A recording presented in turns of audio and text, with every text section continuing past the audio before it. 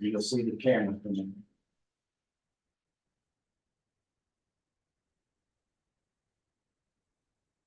This thing's on the hill on all wheels. Duties at every turn. Okay, we're live, guys.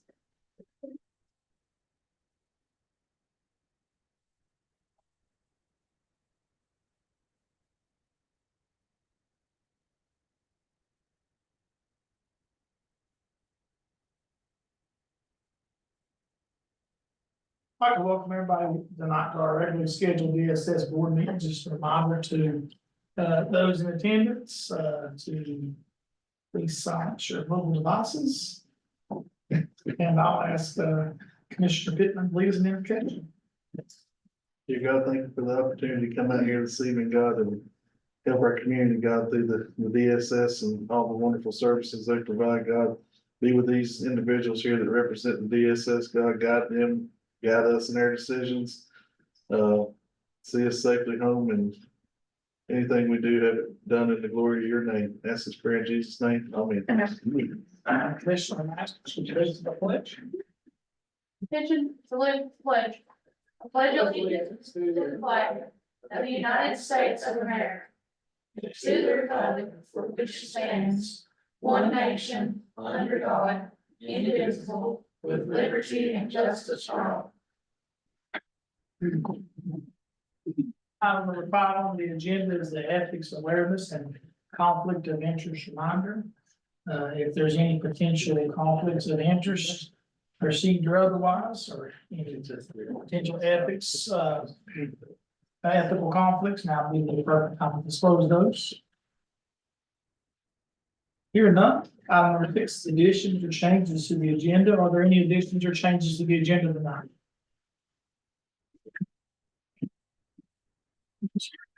Good. Make a motion that we adopt the agenda tonight. Have a motion to adopt the agenda. Item number 7, Harley, is there a second? All those in favor, vote by the usual sign.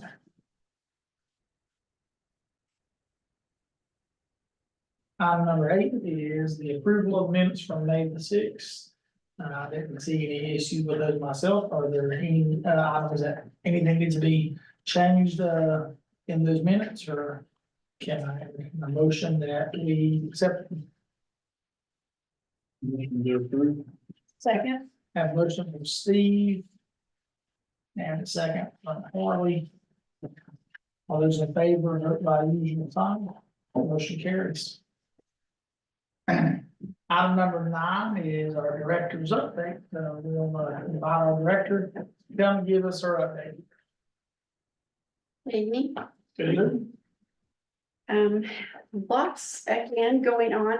We're staying constantly busy. So many things going on. We're still continuing with the updates in the carpet and the paint, which is really great. It's looking awesome in our new building. Well, it seems new to us with all the changes, but we appreciate that and all the county's doing for that. I wanted to share some updates and things that are continuing to happen. We will be having our MBT meeting on the 4th of this month at 11. We have our next law enforcement meeting on the 13th of June. We have our CCPT meeting. I know Jeff and Brandon serve on that. That's tomorrow at 3:30. And Wendy Duncan and I from the health department, we met Friday just to talk about the new changes, because they really are the state. They're very similar already, but the state has decided to merge the two of those together. So we'll really just be one, pretty much is kind of what we're doing. So there's a few changes with that, and we're going to go over that tomorrow at the meeting. So we did have our foster parent appreciation this weekend. We had a picnic and several of our families, and we had bouncy house and face painting and all that kind of stuff. So it was pretty good turnout, a little bit fewer numbers, but I think a lot of them had vacations and trips planned. So, but it still went really well. I wanted to let you know, I know I've shared in the past that I was a part of that Directors Academy, and I had completed that, but now comes my big graduation. So I will be traveling to Raleigh next week to do my presentation, and then at some point, someone there will come here and present my little plaque and all of that, so. I'm graduating, so that will be next week, so I will be involved for a few days. Which day?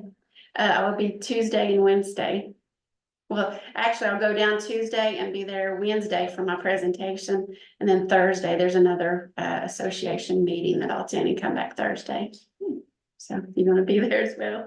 I'll be in Raleigh, yes. So Okay. just pop my head in There you there. go. Come on. So yes, so I'll be doing that. We are still planning on hosting our elder abuse awareness event on the 21st of June. And we're partnering with a lot of the folks from the MDT team and the Senior Citizen Center. We're gonna be hosting hopefully a cookout and that sort of thing, and then a walk for awareness. And so we've got to finalize tomorrow. We'll be meeting to finalize that announcement and kind of blast it out, some social media. And we will be hosting a Medicaid enrollment broker at the office on June 24th. I know we've continued to do this, but we do have the tailored care plan finally says anyway that it's rolling out July 1st. So they're going to be there to kind of share some more information and be available for anyone that wants to chat with them. I also wanted to share that I did attend the Smart Start conference the first week in May. And this is a national Smart Start conference, and I serve on the Smart Start board, so they pay for my registration and pay for me to go down there, and I participated in that conference. But while I was there, Mitchell County was recognized at the very beginning of the conference for the Safe Babies pilot that us and Yancey County are doing here in the county. And so it was really great to be recognized in this huge national arena for our little bitty Mitchell County and what we're doing with families here. So I was recognized, well, we were recognized there, and then I also attended some conference sessions, and they actually did a photo op with me, you know, being the director in Mitchell County. So it was just, you know, it makes you proud, right? For what we're doing. So we hope to hopefully begin to enroll families next month. So towards the end of June, beginning of July, we should start really, if we have any children that come into care, this will start affecting those children 0 to 5. So more to come on that and how it's going. But I wanted to share that. And then also I provided a copy of the MOU results. So this is our Western region. So we're in Region 1. And so this is every county in Region 1. It is the results for our MOU performance standards. So our MOU is something that we enter into every 2 years with the state, with DHHS. And they require us to have certain performance measures. And I'm going to copy of this for you, so you will see how we compare to other counties within our region. And so like the first one is adult services. The state target is 85% and we're at 100%. The exploitation evaluations, here again, this is with APS, and the target is 85 and we're at 100% at that as well. If you flip over, the SA, this is a little lower, but the reason why is we have so few cases with this service, guys. So if we miss one, it's going to look a little, you know, a little rough, but we're still doing okay with that. It just shows us weak there, but because of the numbers, it looks less than what it is. And then the child welfare, the average for the state is 95 and we're at 96. The food and nutrition, we're at 95 and we're at 98.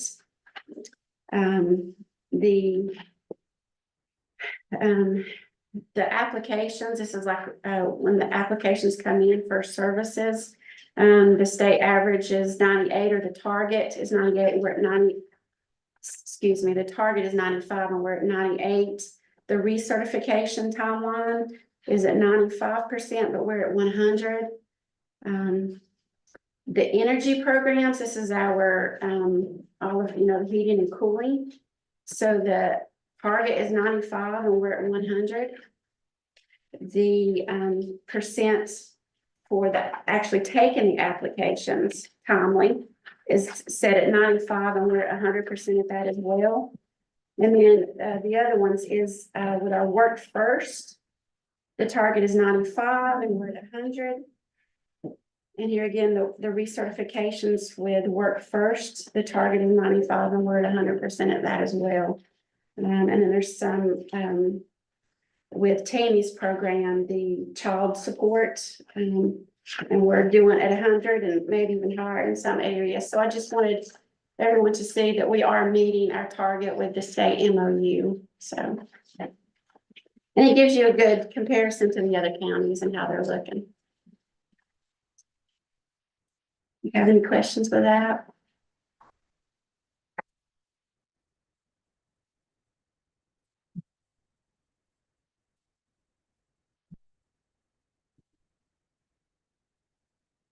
So you're very proud of this. And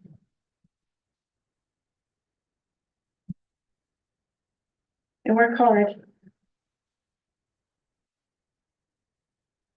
Any other questions? How you doing? Are you happy? Personally, with everything I mean, we always talk about DSS and everything up there. How are you? How's Wendy? Are you doing okay? I'm doing okay. It's hard sometimes. I'm sure. I mean, just sitting on this board for 6 years, I mean, it's a lot of. People don't have any ideas what all comes up there, so. That take a toll on you, it takes a toll on all those folks up there, so. I have a great team. I have great supervisors. These folks are with me. Brandon's been awesome. So a lot of support. Linda's been great, so. Good work, and if we can help, please let us know. If you need anything. I had a power load for Tammy's bread by myself. I just kept tearing pieces off and I looked on small. So, yeah. Hey, hold on. It was like, had everything on it. It was like everything bacon, but it was bread. It was so, it was like so stinking. Like, it was like this big. You know, I was wondering back up in 6 years I've been on this board. He set you up. It's fun. I had to start with a chair. That's right, you gotta take care of them. Yeah, I got up there, they won't let you go hungry at least. Do you do a lot of bacon? I do, yes. Gotcha. Yeah, it's my therapy. Nice. Thanks, I would have saved you some, but. If you ever need, But I you ever need some samplers, you just let us know, we always, I'm gonna have an interject on the donuts too. So we went down and looked at some furniture and there were some donuts that we made that were pretty good, some bread and donuts. So what I'm understanding is I'm the only one in here that's. Wait a minute. Get over here in the corner. I'll pass out the menu then. Remember us the next time you're around. Thank Just you. give you a hard time. There's no more questions for Wendy. We'll ask Sean to come up and talk about the numbers and CPS and APS this month. Good evening. Good evening. Nothing really major. We're at 41 right now. We did have 4 kids come into custody. And then, we had 1 kid, the court returned back to the parents, so we're hovering at 41 kids in custody, which is pretty consistent. If you look at it, we're not, it's basically where we've been kind of right there at the average point. We still have 7 kids in free for adoption. We have 1 kid who's actually going through that process. We've got a home identified and we're working that process for that young lady, to get her permanent home. We have 4 families going through licensure. So we currently have 12 homes and we have four homes in the process. So we've been able to keep families in the pipeline, which a lot of the counties are not been able to do. We've been very successful in keeping that going. So probably one of the bigger things is we had another busy month with calls coming in. And so we had another 27 calls come in for this month. We had 27 last month and 27 this month. The big difference is last month, in April, we only, had to screen in 8 of those. This month, we ended up screening in 18 of those 27, so. That's a huge number. We still had 18 cases that we were still open at the end of the month, for May. Working those out. Obviously, in all those, I'm sure you don't have this number off the top of your head, Sean, but I guess this ballpark percentage, out of those 18 that screened in, how many were, did we have take custody on any of those? So that would have, let's see, Cause some of those would just be like. those would technically, let's see. Probably 3 of the 4 kids, Come out of that. I believe, came out of that. So that's kind of where we're at with that. Most of the time, a report does not usually end up in an immediate situation. Very rarely doesn't do that, but we've had a couple of unusual situations where we had to intervene immediately. Some of it wasn't necessarily safety related. Right. One had to do with a teenager. Got They it. just simply did not have a place, and so we brought him into custody simply because there wasn't immediate danger per se or safety. It was, he did not have a caregiver at the plate at the time, so. And so there's situations that are like that. Usually we try to really work with that family on the front end to mitigate some of that risk. And then only after that is we're not able to do that, do we take that next step. So What percentage would you say, man, I know this is.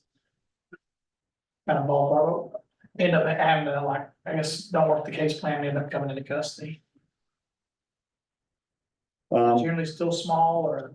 I mean, yeah, if you look, because I mean, even if you look at, you have. And sometimes it's, you're taking kids into custody after you may work that case for a month or so. Right, and they just, So probably a good comparison, if you kind of look at the number of kids coming into custody compared to the number of open cases, so. Like in January, we had 5 screened in cases and we had 3 kids come into custody. February, 5 cases, no kids came into custody. March, we had 12 cases, but only 2 kids came into custody. So I mean, it's a fairly small number of kids that actually come into custody in those early stages in the assessment. Yeah, I think we've done a really huge shift in that over the last 4 to 5 years, where really trying to partner with families, try to keep those numbers down. Because when you're able to walk in there and partner with the family and find out where their strengths are, what are their resources, so that you can mitigate the risk, then you don't have to pull kids into custody. That's better for everybody involved, including kids. including the kids. We can keep them disrupted, because chances are if they come into custody, just based upon the scenario that we have, their chances of, if they don't have a relative caregiver, most likely they're going to go out of county. Then they're displaced from their county, their school, all those resources. So we really, when we have to take a kid, we're going to do that for their protection and their safety. But when we can really work with that family and mitigate that, keep them in their home community, whether that's placing them with a relative or doing some safety provider where we can put them with the safety provider, work with the parents on that volunteer basis, then we find that that's been the most successful. It's that good social work's kind of crucial. Yeah, our staff really do a tremendous job in being really good, interacting with those parents on the front end. We don't go in and kick in people's doors. Really, when we show up, we're trying to, hey, we got a concern, let's work together to try to mitigate this situation. So our staff have done a tremendous job in doing that. It makes the job a lot easier in the long run too. No one wants us showing up at the front door, but you can always make difficult situations not so difficult if you choose to handle it the way you just approach a family. Can really change how they're going to respond to you, and you can respond to them. So Totally agree. We have 4 families still in-home services, and we've been basically pretty much averaging that for the year. Moving to, adult services, so, APS calls, we had 13 calls last month, a busy month for them, 8 of those were actually screened in. We had, a service intake, and then we had additional 4 calls just for services. The request for services, again, is that just people calling for resources, hey, help us connect with some services, they're not needing our services directly, they're just needing information about services. But it does take staff time, it takes staff energy, but that's it's a way of preventing too. If we can help them connect with services, then in the long run, it's going to prevent possibly that family or that adult having to come into our services. So we see it as not only just our community service, community responsibility, but also a way of, as a preventive measure to help keep, families and adults in their home, in their community without having to get us involved. It's an investment, But an investment. yes, it is. So we have 5 open assessments right now in adult services. We're serving 4 adults in case management services. In-home, so special assistance in-home, we're up to 3. We'd love to serve more clients in that area, but the qualifications are so narrow because of the income requirements. But we're able to add another adult in our community into that, and it's extremely helpful. Representative payee, we've got 12 in that right now. Guardianship, we had another guardianship that came in this past month, so we're up to 13. And then facility complaints, we have 2 new facility complaints and they're ongoing for May. And then work first, we have 4 ongoing following with it. Now, John, when you talk about these facility complaints, is that the greens as well? Is that No, what we it's do called? greens, we do not cover the greens. It's. So is that stating with the high country, the ombudsman, that the reports need to be made to? Do you know? I do not know. I just know the state handles that, because it's called, that's skilled, I think a skill level. So anything skill level goes to the state and they're the ones responsible for assessing that. And so, the greens is not what we're. Thank you. Any questions? I believe the ombudsman is just for the high country. Well, we have one for our region, Stevie, but there has been multiple complaints about people's family members inside the greens, and I don't know. Somebody from the high country coming tonight. But it's our Okay. EOP, Well, I emergency operation, and that 40 might be, 40 Osborne might be. Oh, yeah. I mean, the state's actually who regulates So who goes in and? so the state's got their own people that come and do assessments and all that stuff. I know. Probably, we could probably get amended. Because there's been 3 similar complaints with 3 different families. Trying to find a number for you. Thank you. And even if the family has concern, they can call and make a report with us and we can take the report and it would just be forwarded. Send it on. It would be just forwarded on, but they can make the complaint to us. It's good to do both. We'll send it to you and then you guys can send it and they can also send it. So, Anything else for Sean? that's all I have. All right, Ms. Fanny. Thank you, Sean. Hello, hello. Looks like we're winding up the year, guys and gals.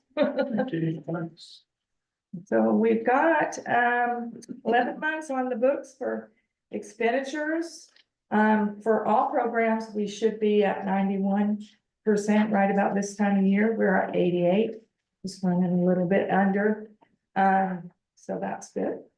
Revenues, we should be at 83%. We've got 10 months on the books this time because we managed to get in another month, the very last day of May, posted in May on the May GL. So we should be at 83 and we are at 83. So we're running on point for our reimbursements. So we're 11 months for expenses and 10 months for revenues. 10 months revenue. So we're just winding up this year. And it seems on point, but we do have some accounts that we were watching. And as you may already know, a budget amendment will be introduced in the next session to move some money around to cover the accounts where we're just edging over. But Over time, I guess, continues to be, It- sticking point. yeah, well, so right now, we're looking okay at our, what are we at? 84%, but that just has paid for April overtime. So as you know, we're going to have an increase in overtime costs for May and June, that still will have to hit. So we will watch that, we're not amending it yet. So we did add money in there as we went along this year, so. But we're watching it close for the next couple of meetings. Our guardianship account, we've been watching that real close. We've got some monies back in. That's down, so that was good news to see that happen. And there still may be some more coming in, depending on how the rest of the month goes. So. Can't believe it's the 5th year reporting to you guys of this, but I think we're doing pretty good considering the challenges we faced, especially this year. Any questions on budget? Any question, Kenny? Not complaint, that was you loud and clear on the bread. Thank you. All right, That's good. Item number 11, or no, item for discussion, item number 11 is a closed session. Do we have a need for a closed session or not? Here none, item number 12 is board comments, Commissioner Horn, I'm good. Mr. Masters. Congratulations, Wendy.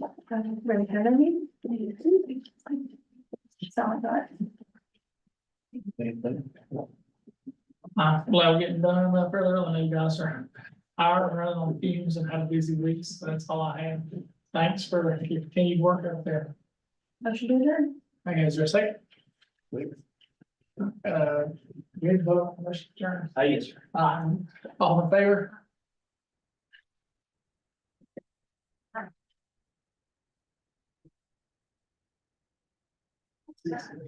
I have a question. Take the lead. Are we? All right. Hello? How are we on this, on that volunteer, that? I'm good. I think we're working on getting some volunteers. Well, not that volunteers. Yes, but supervision. Zoom side. The one that we've been using, so what we've done the